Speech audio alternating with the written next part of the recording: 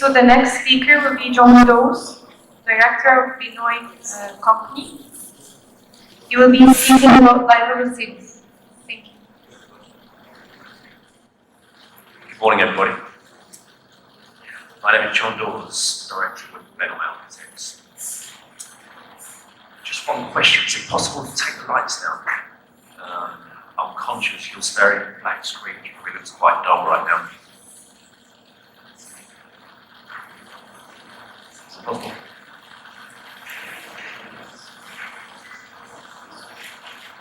Let me just introduce myself. So, Director with Benoit. With me today is my colleague Neil Serridge, Director also. Neil, if you want to just stand up for a couple of seconds and give a wave. Just as the lights are on there. We're delighted to be here in Egypt, delighted to be in Cairo. We stepped in early hours of the morning, and you know what's just stunning?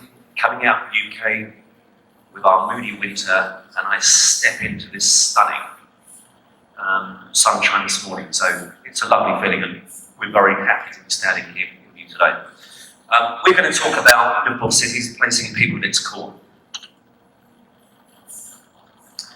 Just a bit about our business.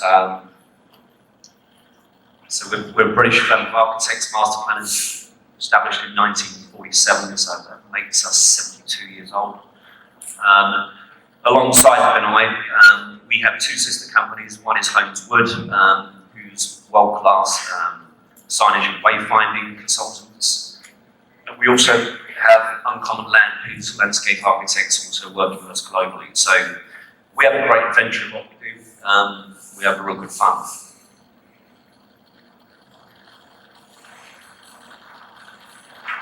In terms of our business locations, as I said, we're a British company, so we were born in Newark, which is Middle England, which you can just see on the map there. And then also we have offices in London in the UK. Moving globally through the Middle East, we have also Dubai, Bahrain, into India, Mumbai, out to Asia, Kuala Lumpur, Singapore, Hong Kong, Shanghai, Beijing, and then moving over to North America, Los Angeles and New York.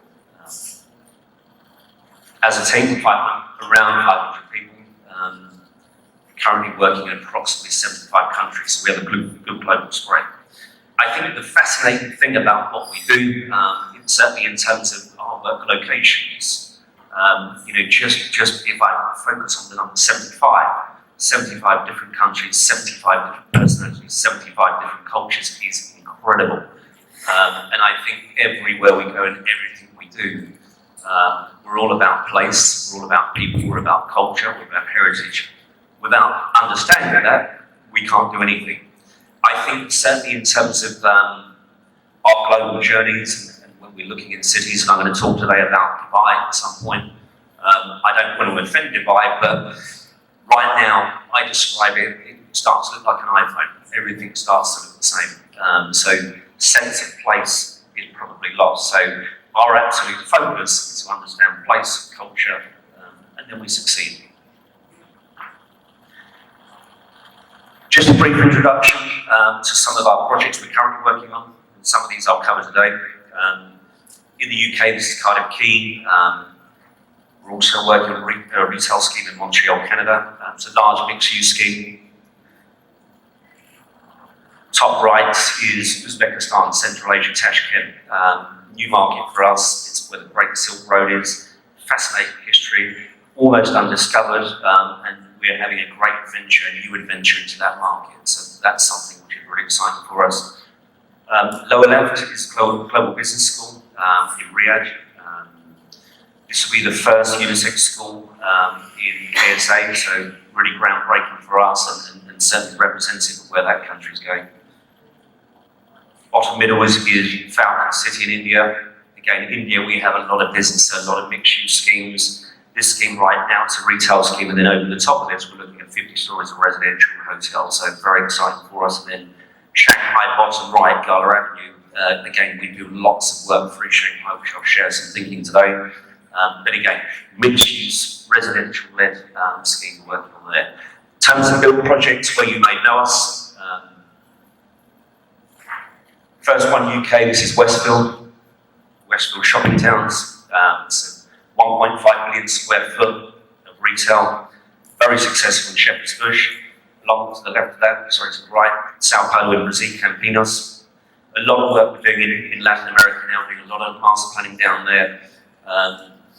Currently we're involved in Cali City, in Colombia, so we're 56,000 hectares of land we're looking at. To the right of that is Kiev, Ukraine, some starts, that's a renovation project we recently completed. Bottom left is the beach in Dubai. And then Chanyaki in Delhi, and then through to Changi Terminal 4, Singapore. In all of these projects, the sector is different. And I certainly think as we engage globally, certainly as architects, certainly as master planners, the types of work we're operating are hugely varied, incredibly extreme, to the point where we're currently producing concept design for the new president, Uzbekistan's president, which is fairly extreme for us.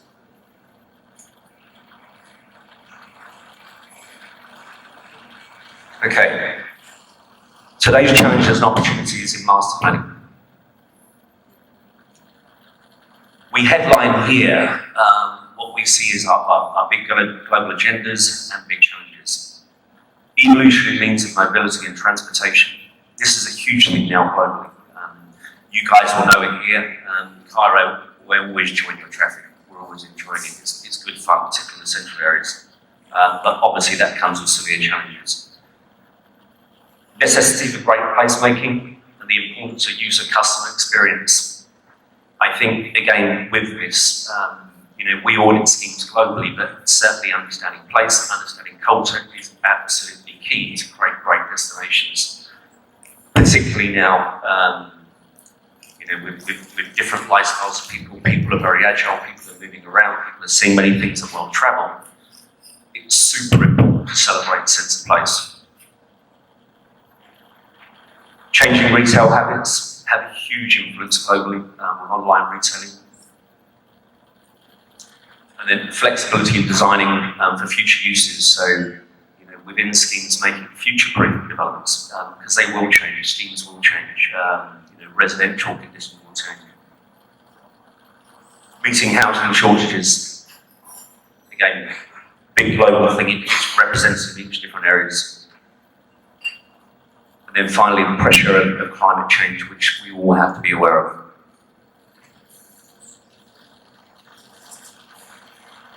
Before I take you on a journey of things we're looking at globally, the huge thing for us is next generation, and we can't ignore that.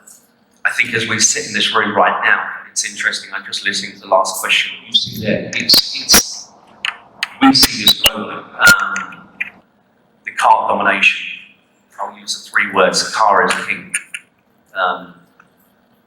This bridge, these roads, it's a catwalk for cars. Is this right? Absolutely not. This is wrong. If I come to El Murid Street in Cairo, and I love going here, I'll be here this evening. For sure, if I look at the quality of this street, this is a walkable street. It's a street with culture, with arts, with history. It entertains you. There's minimal traffic. The architecture is inspiring. The scale of spaces is incredible. But if I flick back to this scale here, this is alien. It has to be alien into the future. So we're the biggest fans of understanding brain and place, and this is definitely a place for people. Discovery moments just to walk off it, and I don't need to tell you guys because you guys know it all the time. But certainly, if we look at Cairo, we look at Egypt. It's incredibly refreshing. For us, wherever we work internationally, we'll always learn from the history. We'll learn from the heritage of the place. From there, we can move forwards. So, just coming now into some of our work globally, I'm just going to put this into 4 categories. We're going to talk about great placemaking, commerciality, transport-oriented developments, and sustainability and future-proofing.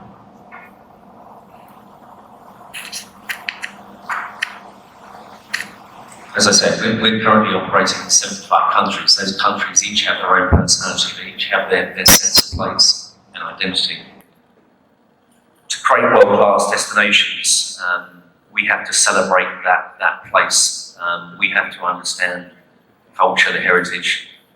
The big thing for us, this summary shot here, again, you'll see the imagery, it's very much about spaces for people.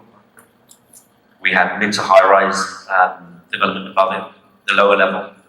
There's restaurants, there's cafes, there's cinema. Then above it, we have offices and residential. We like this image because we think this is representative of places right now.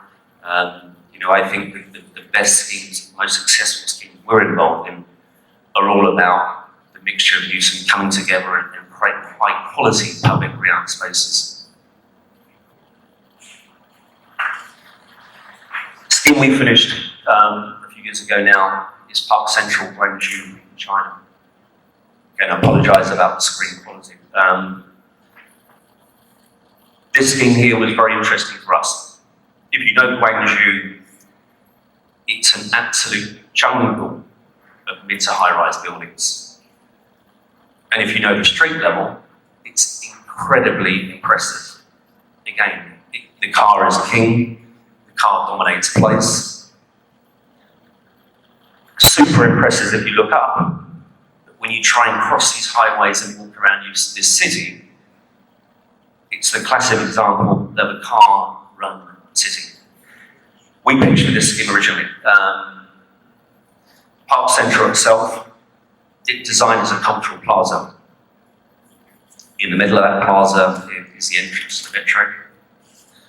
For us, it was a great opportunity to create a unique piece of landscape, a unique piece of commercial landscape, a gathering point, a meeting point.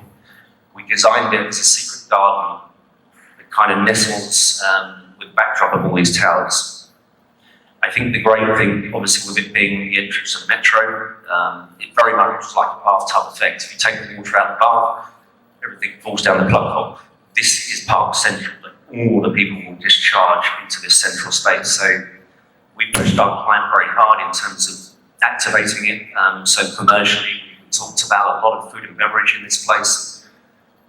Just on food and beverage, if we look at our schemes internationally right now, in the past we had developments where we're 20% food and 80% retail. We have schemes now with 70% retail, 70% food and 30% retail. So certainly in terms of lifestyle destinations and food, it's very much in fashion, and those dynamics are changing.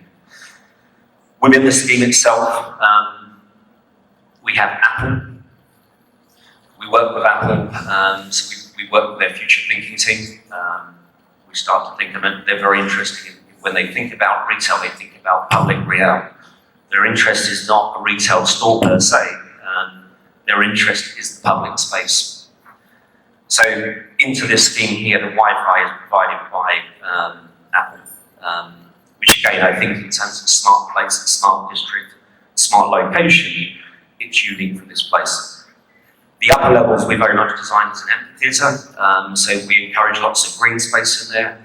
And it was all about a place for people, a place for people to celebrate. In the foreground of that shot, and again, I apologise you can't see it at all, but we completely reworked the traffic circulation, so there's dedicated drop-off areas. And then just sharing a section of that. You can see how the escalators link down to the metro down below. So it's a very exciting scheme in terms of how it interfaces back into a city itself. And again, I think these kind of schemes we very much see when we're involved in many right now. We do a lot of stuff in Dubai, which are low-rise schemes. But you can see there, definitely this is an early computer visual, the infection of landscape coming in there, which I think is great. We really wanted to green up this space. Centralised water features which were carried through, so that again it very much becomes an oasis garden for Guangzhou. Guangzhou, which beforehand is going down the aggressive route of just cars everywhere, the car is king with high-rise. So we're bringing back a great central sense of place for the city. This photo we love. I don't know how we managed to take it, but anyway, this is a finished scheme and a cyclist in total isolation. Imagine a city could be like this, just a place for people and cycles. It'd be really quite beautiful.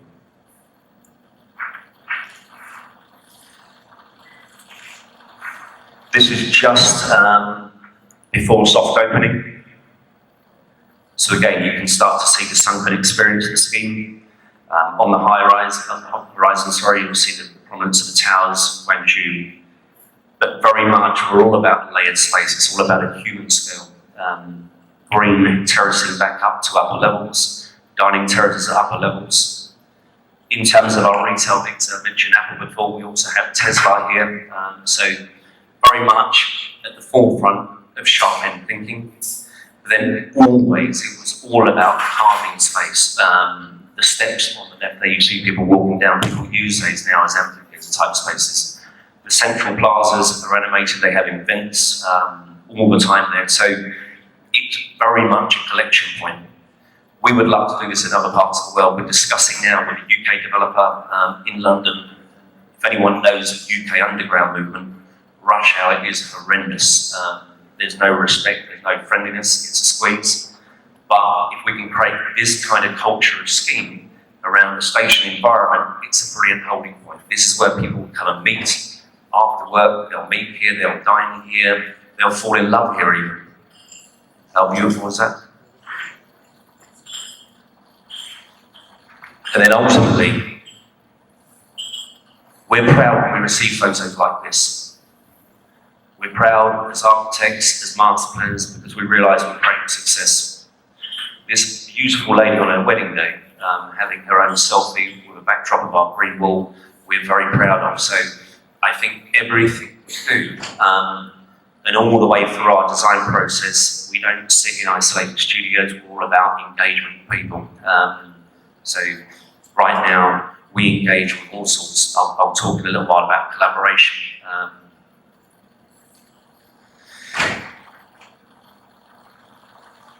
The other types of schemes we're involved in, this is a mixed-use city centre scheme, Central Quay in Cardiff. Central Quay was an old industrial works area, so we've done a full renovation master plan. We're preserving certain buildings, plus there's a new building site. It's a brilliant location. If anyone knows Cardiff, it's one of the most progressive cities, certainly in the UK right now. A fantastic rugby team as well, incredible on the weekend if anyone follows that. But I think with this location, it's walking distance, it's in the city centre, so in a few minutes you're directly in the heart of the city. It's an old industrial area, it's on the water, it's a perfect opportunity for us to almost create this perfect world, perfect living experience world.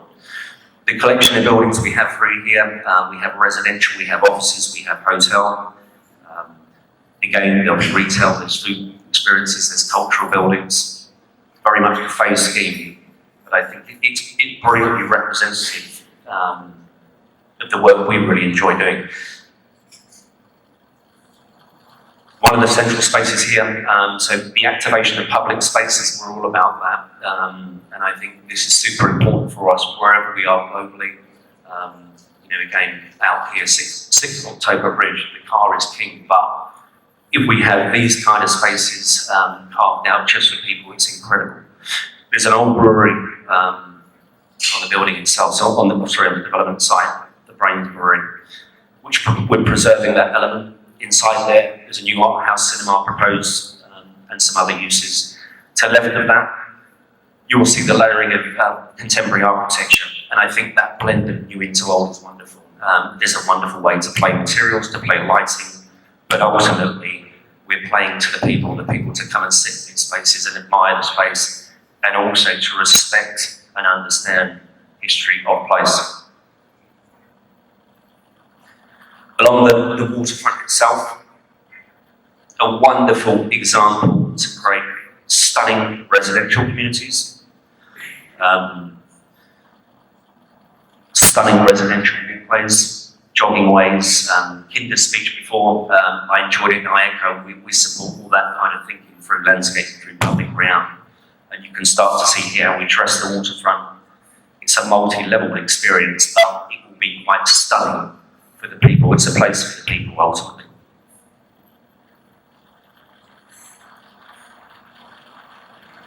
Coming into another central area, so another play on space. In this space here, we have a huge water garden. Around that, we have lots of pop-up events.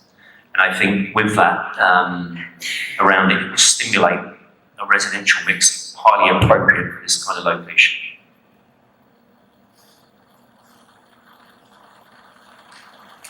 Mixing heritage and innovation. A lot of our schemes, will bring smart thinking, but also working, with strong cultural locations. On an extreme level right now, Homeswood, our sister company, and ourselves are looking at Windsor Castle. So Windsor Castle is obviously a royal residence, really quite interesting in terms of the rules that you come up against. Almost impossible to push any sort of future thinking there, but we're trying our hardest. This location here is Silvertown in London. So top left is City Airport, if anyone knows London itself. A great location, a fascinating location for us. Across the water is the Excel building. So top location for all kind of events that happen in the city itself. I think the interesting thing about City Airport, and certainly from our aviation work we did in Singapore, is how we got involved here, is how aviation is changing and how aviation wants to become part of a city, part of a natural part of the city, rather than it being a destination just for air travellers. They certainly see themselves as being much more of a mixed-use space. This location here, we have the old Millennium Mill, which is a historic building on the water itself, and then within that, we have lots of high-end, future-thinking, smart retail operators, product designers coming in here. So it's something we're working through planning right now, but certainly will reinvent this part of London. And then collaboration and delivery. On an extreme level right now, we brainstorm with psychologists. We had a brainstorm in our studio in London recently with scientists talking about living bacteria, putting bacteria into facade systems. So I think right now science teaches everything, but for sure as a business, we're all about partnering and sharing thinking, and I think that's the absolute success, the key to success for all the schemes that we're involved in. Creating a new piece of city. Recently, we won the new Alibaba headquarters in Nanjing, China, so we're delighted to be given this permission, but also to work with Alibaba themselves. Everyone will know this company, but the company is incredibly forward-thinking, really quite ruthless in terms of how hard we work together, we push together to get the really best thinking in there. They see this idle location. It's a place for people, multiple levels. The car is not the necessity, but it's all about a valley development as their new headquarters. So I'll show you another slide in a second, but it's all about a multi-terraced experience in terms of how they look at their workforce. They don't want people sitting inside office spaces. They want people to have views. They're very contemporary in their thinking, that if people are brainstorming in different locations regularly, their minds will be stimulated. So they're really encouraging and great for us to be involved with. Just with that, the whole scheme itself is connected by these what we call living bridges. So these bridges which connect across highways at various levels and they activate upper levels. It's a vertical community they're establishing. So we'll be breaking ground on that later this year. And then this is some of the external space for people. So in terms of the office space itself, it is its own city environment. And you can start to see that collage and that terracing of people around there. So really quite exciting client to be working with. Coming into commerciality, we were commissioned 2 years ago now, after work at Changi, Singapore, to work on Heathrow, the commercial master plan at Heathrow Airport, London. Everyone knows about the works, the runway, the proposed works that are happening there. This for us, I think it is, and it will continue to be a fascinating opportunity for the UK. London Heathrow, obviously, it's a major international airport. But again, the thinking, the brainstorming coming in here, it really defines that Gen Y group, the 9-year-olds and the 10-year-olds. That's where they think the future is, and certainly thinking about smart technology, thinking about people, how they will use this in the future. The biggest vision is to say that this will become London's new city. I think it's interesting right now, if you look at New Cairo City, which I find fascinating, and then you've got Old Cairo next to it, potentially this is where London will go. With commerciality, we need to maximise value. So a lot of our business is all about mixed-use schemes, offices connected to retail, connected to restaurants, adjacent to residential. The viability of these kind of schemes are huge, and they become stronger. I think real estate values become super strong in appropriate locations. But again, all of these kind of schemes pull you away from the necessity to people own cars and use transport in that way. So it's very much a future-thinking scheme. Other markets we're involved, mature markets in the UK, where we're repositioning existing buildings. So again, refacing buildings, energising the streets. Our focus is the public grounds, that public space. And then curating ground plans.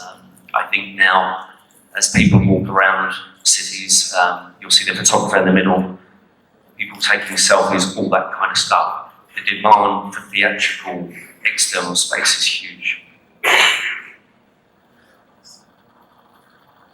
In 2005, we first went into Dubai. Everyone will know this famous road, Sheikh Zayed Road. It's a traffic disaster.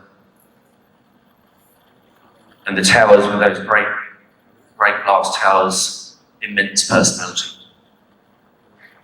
Anyway, we pitched to Miras for the beach at Jumeirah. This was an interesting opportunity for us.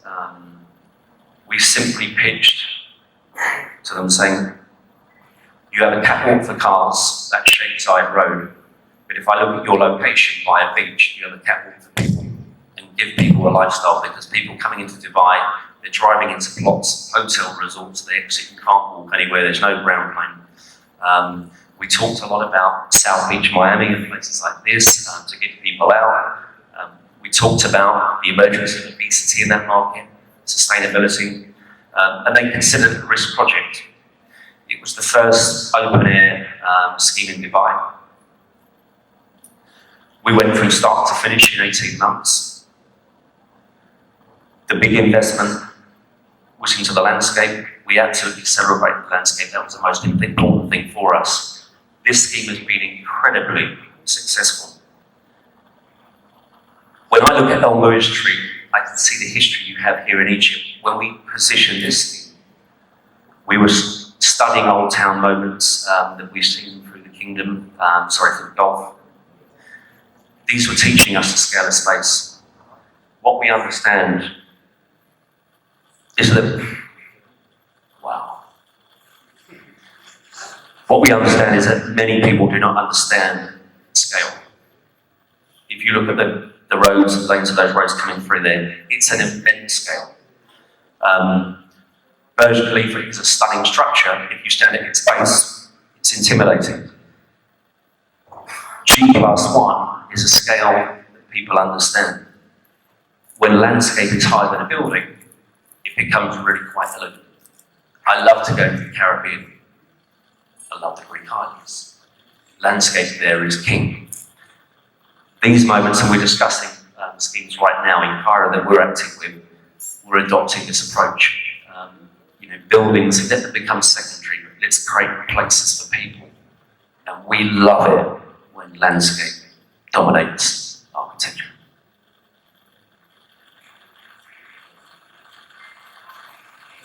Catwalk for cars, catwalk for people. This is the beach. So this was the finished product. If you're not visited, I highly recommend it. But within this scheme, it's all about dine, it's all about walking. You'll see the running trail there separately. Grass verges down to the beach itself. It's incredibly natural. It's almost incredibly obvious. Behind us, we have a mountain of towers for all our customers, so it's incredibly successful commercially. But just spending time here and the feedback we have, people love this kind of scale. Since we did this, we've recently finished City Walk Phase 2. Again, this is City Walk Phase 1, a G+1 scheme, all about places for people, unique places. Places which frame historic buildings, or that will be historic buildings. The super famous Wild Tale, Burj Khalifa there. But I think, with good urban design, and certainly studying climate, we create really quite beautiful schemes. Moving into infrastructure. Terminal 4 Changi on the left, we're complete. We're just about, the Jewel in Singapore is a scheme we've been doing with Moshe Safdie Architects. Again, a fascinating scheme for us, and when you see that, it's quite wonderful what's inside that terminal experience. I can't share an image with you today, this is confidential before opening. But watch out for that. A lot of our stuff through Asia, it's all about interchange, transport interchanges. So efficiency of building and real estate back with transport themselves, which ultimately will maximize market values. This scheme here is Iron Orchard in Singapore. The building's right on Orchard Turn. I describe it as a birthday cake. The cake is retail. The icing on the cake is that part on the right, you see the swimming pool, and the candle is the 54-story tower. Below that, there's a metro interchange. And at the ground level, this is the experience for the people. So we have an activated media wall. We encourage public art, but it's a great surprise building. When you're up on that roof deck, it's total silence. It's an absolute oasis in Singapore itself. These kind of products, again, mixed-use schemes, highly appropriate for locations, particularly for places like Cairo itself. And then into sustainability. 2005, I mentioned the first one is the Middle East. We were commissioned on Yas Island. Within 2 years, all the infrastructure was in place. Yas Island itself is 2,500 hectares. For us, we're still engaged in this project. This is a great master plan which talks about future-proofing and future growth.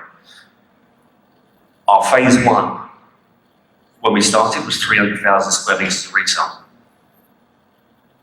We challenged our client by saying that you quote 300,000 square metres retail. There's so much retail in your kingdom. Everyone talks about retail. This is simply quite depressing. You buy an airport, buy an international airport, but the demand of customers, if you look at new generations looking for experience and diversity, you need to bring more to it. Bring more leisure experiences, bring more international events. This, as architects, as master planners, was our Salvador Dali moment. If you know that artist, he's a stunning artist, but we went out there, we went crazy.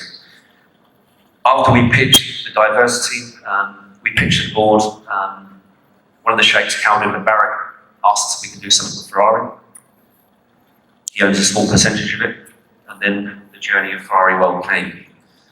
So Ferrari World was then built, which is obviously a place to celebrate the car itself. It competes for all age groups. In terms of future-proofing, then came the Formula One. And it was, as I say, it was a Salvador Dali moment for us. It was crazy, it was so exciting, it's brilliant. And to go there today and to see how it constantly changes is really quite wonderful. With this scheme as well, around the perimeter of Ferrari, these are the events that are taking place. So there's a huge program, music concerts, all kinds of stuff happening there. But ultimately, it's a place for all age groups. It's a place for people. I want to take you now to a couple of videos before I finish. Is your IT guy available?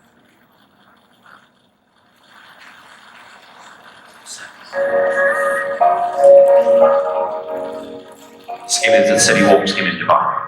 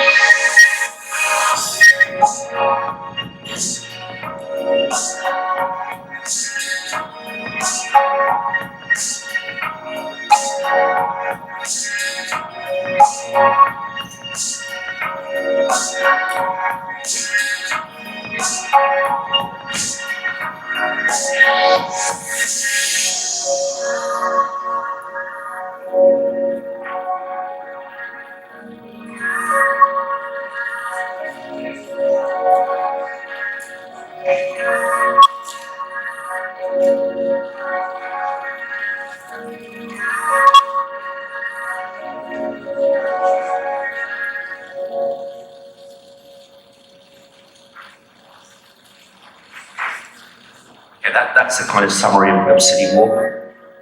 I also want to show you the beach. It's like being a DJ.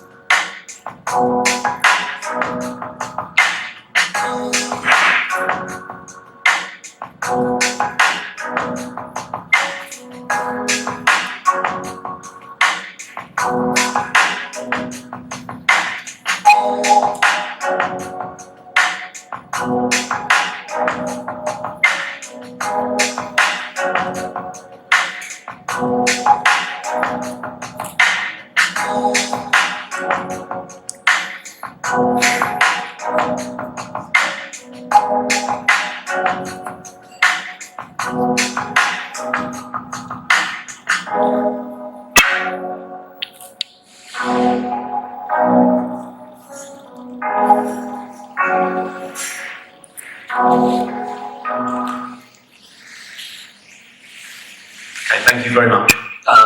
If anyone has any questions, then please do ask me.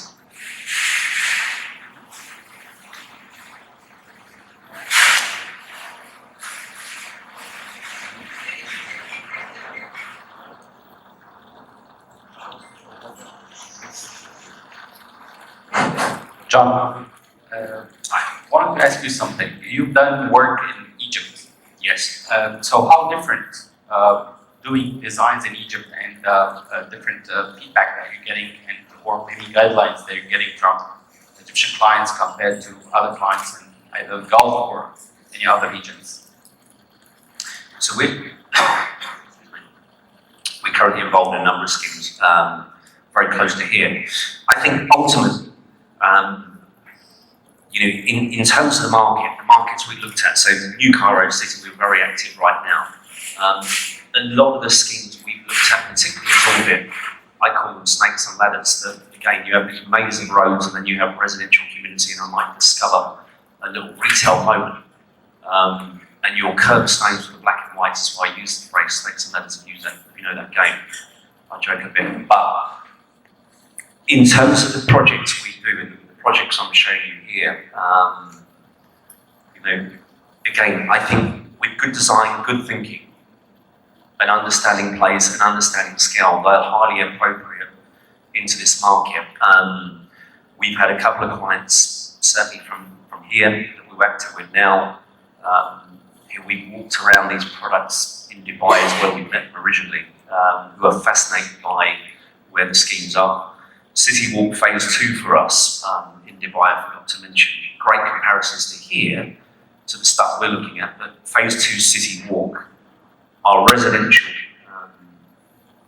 is of a scale of sort of 5 to 10 stories. What that tells us, they're really quite successful. People living there love the engagement they have down with the ground plane. It feels like they're living in a sort of historic, well, not historic, but in a city like London or a downtown area, which has a heart, which is different to living in high-rise moments that we've seen in those places. So certainly when we look at the new Cairo cities that we're involved in, start to think about communities, start to think about place, they're highly relevant. I think in terms of, again, with lifestyle, tonight after El Mouid Street, I'm going down to Zamalek, and there's a great area there which I love. It's an area which buzzes, people are buzzing, it's a great place to be. I think a lot of the stuff I've seen, if I go to Cairo Festival City, for example, I would say, and I don't want to offend, but it feels like regular retail. What's special? It just feels regular. There's a huge opportunity to do so much more. El Mouid Street I love because of that mixture and use and the personality, but I think everything we do, certainly internationally, if we're understanding culture and place, we create these kind of legacy schemes. Not sure if that answers your question. I'm sorry, I have one more question. Actually, I've been to Dubai and seen some of the projects like the Jumeirah beach. I wonder if you've done La Mer as well? Yeah. Yes, in City Walk. Yes. I heard from people maybe in Meraz or elsewhere that maybe the projects are very beautiful, everybody knows that, and the materials used in these projects are extremely expensive and like one of a kind in Dubai, if I may say.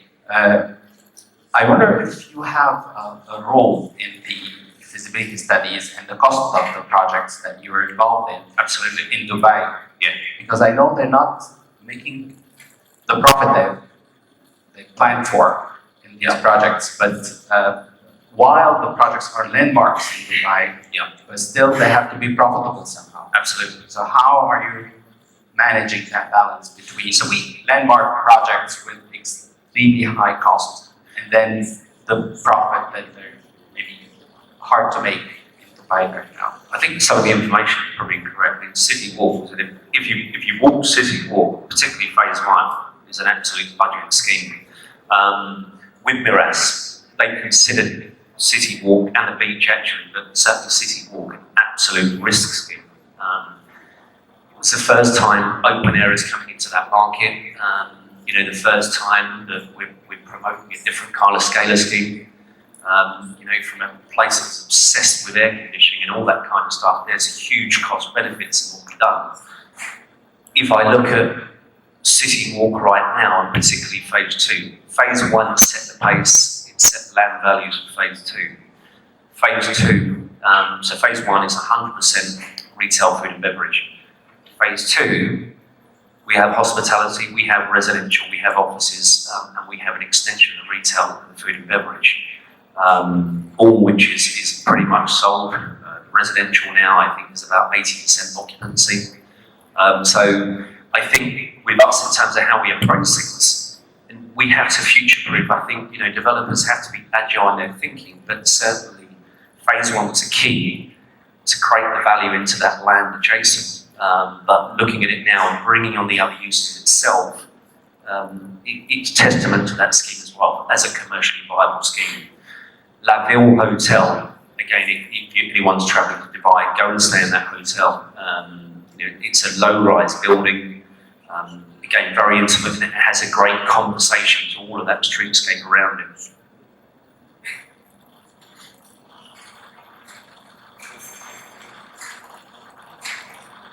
I wonder if someone else has any questions to John?